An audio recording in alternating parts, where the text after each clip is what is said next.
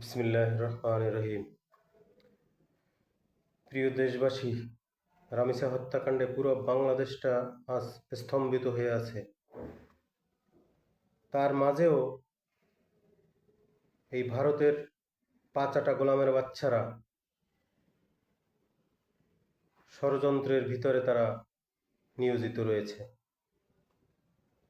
কিভাবে বিএনপিকে জামাতের মুখোমুখি দাঁড় করানো যায়, কিভাবে প্রধানমন্ত্রীকে বিভিন্ন প্রোগ্রামে হেয় প্রতিপন্ন করা যায়, এটাই হলো তাদের কাজ। তো আজকে কয়েকজনের নাম বলবো, সেরকম যেমন জাফর ইকবাল সাহেব একজন, এখন সে শরীফ শহীদ ওসমান হাদির কবর নিয়েও রাজনীতি শুরু করছেন। তো শরীফ শহীদ ওসমান হাদির কোনো কিছু তারা খোঁজায় পায় নাই।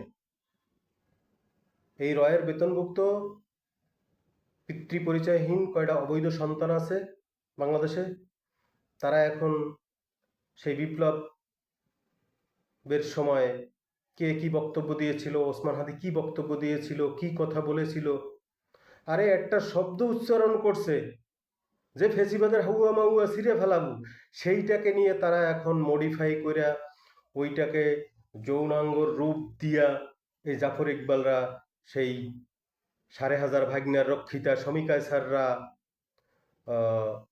বিকাশ নূরের বংশধর রাশেদরা, এখন এরা এইটা নিয়ে ফেসবুকে বেশ সুন্দর করে লেখালেখি শুরু করছে। বাহ, চমৎকার!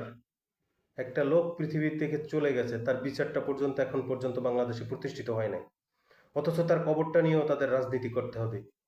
এটাই হইল রয়ের প্ল্যান সি ক্যাটাগরির যারা আছেন, তারা এটাই চায় যে এটা নিয়ে বিএনপি এবং জামাতের মুখোমুখি দাঁড় করানো, রাষ্ট্রটাকে অস্থিতিশীল করা এবং এই সরকারকে বিপদের মুখে ফেলানো, যাতে এই সরকারটা বেশি দিন লাস্টিং করতে না পারে।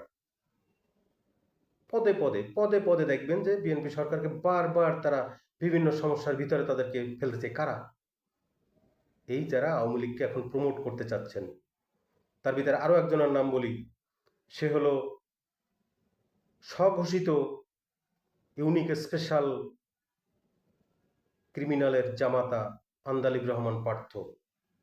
এরকম আরো কয়েকজন আছে, যেমন হাবিবুর রহমান একজন, পাপিয়া হারুন একজন, বিরানি আলম একজন, জাহেদুর রহমান একজন। এরকম বেশ কিছু নব্য সুশীল তারা কাজ করতেছেন। তাদের একটাই কাজ, বিএনপি জামাতের সাথে মুখোমুখি দাঁড় করানো, আর কিছু না। তাই জনগণকে বলবো, আপনারা সচেতন থাকুন। Stop systematic crime.